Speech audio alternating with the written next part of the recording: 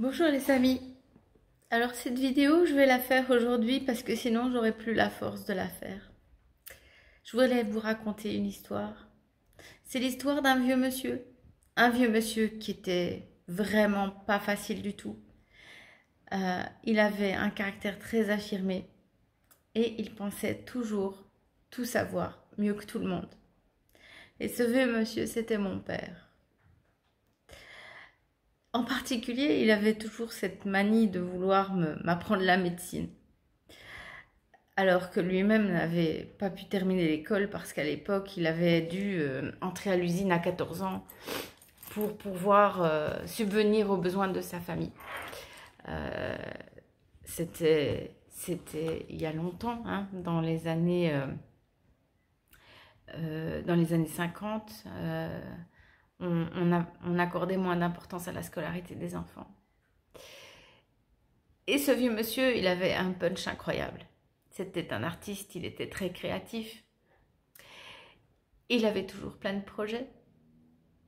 Et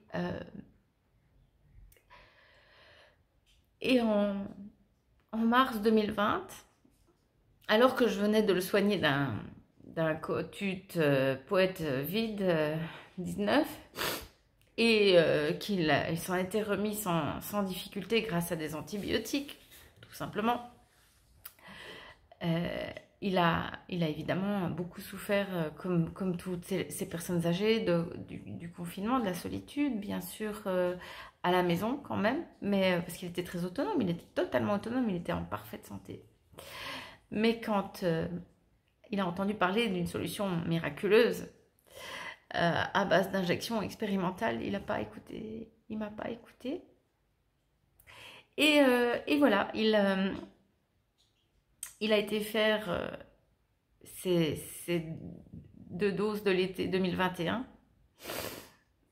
Et à l'automne, on lui a rajouté un vaccin contre la grippe.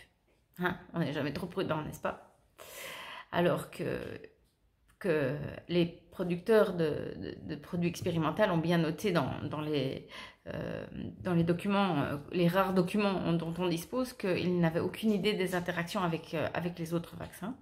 Donc le médecin traitant a sans doute considéré que ça n'avait aucune importance, que c'était plus important de protéger, entre guillemets, une personne âgée avec des produits hasardeux plutôt que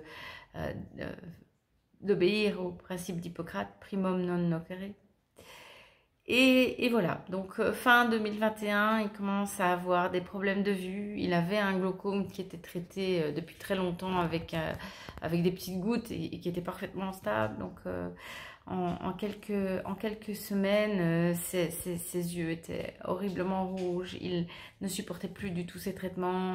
On a vu plusieurs fois son ophtalmologue qui lui a fait du laser, qui a changé ses traitements. Et finalement, mon père a été obligé d'abandonner toute médication tellement il était devenu intolérant à tout, comme s'il avait développé une brutale allergie violente à tout traitement. Donc il a perdu la vue.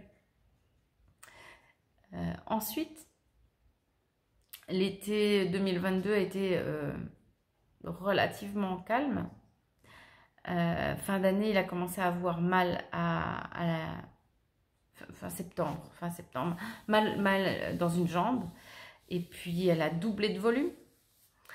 Et là, diagnostic thrombose de toute la jambe, sans cause apparente, sans aucune idée d'où ça pouvait venir.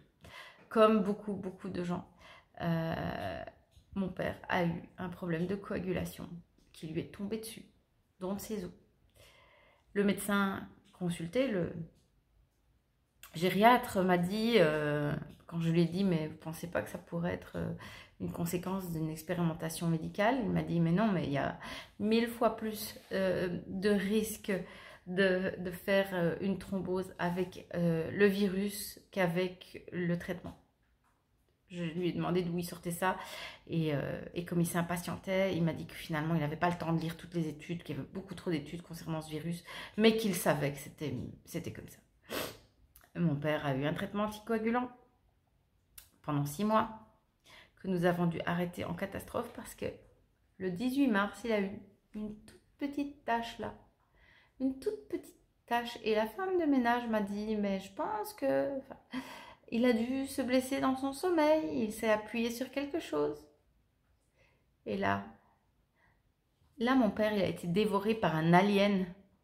Il a fait un cancer monstrueux qui lui a envahi tout le cou, qui est parti derrière, qui est rentré dans ses orbites, qui est descendu sur sa poitrine.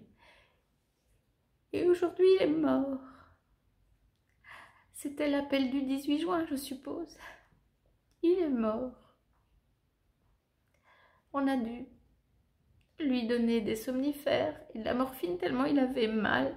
Et il m'a dit j'aurais voulu tenir encore un petit peu parce que il avait des projets. Il n'avait pas fini son œuvre. C'était un artiste, je vous le rappelle. Et même si mon père avait un caractère épouvantable, et même s'il m'a traité de tous les noms, et qu'il m'a dit que j'étais une lâche, et qu'il m'a dit des horreurs parce que j'étais pas injectée, c'était mon père. Et ça, il est mort dans un génocide.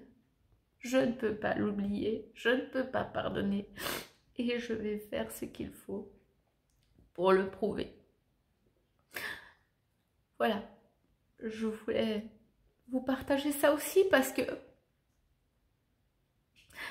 je sais que je ne suis pas la seule, parce que je sais qu'il y a des turbocancers tout le temps, et des thromboses, et des AVC, et il y a des jeunes qui vont mourir encore, et qu'en septembre, il y a une nouvelle campagne d'injection qui va viser ici en Belgique en priorité les personnes fragiles, les femmes enceintes et les enfants de moins de 5 ans, et c'est criminel. Il faut que ça s'arrête. Il faut que ça s'arrête. Et nous travaillons dans le monde entier à ce que ça s'arrête, nous les scientifiques, nous les médecins. Et je peux vous dire que je ne céderai jamais. Parce que maintenant, ils s'en prennent aux enfants avec ces injections et avec bien d'autres choses encore. Bien d'autres choses. Nous sommes en décadence. Nous sommes en fin de cycle, dans une civilisation qui se meurt et tous les monstres sont sortis. Méfiez-vous des scientifiques, des médecins, des magistrats, des policiers, des enseignants, des politiciens qui vous poussent là où la liberté n'est pas. Méfiez-vous, c'est pas pour votre bien. Je vous laisse.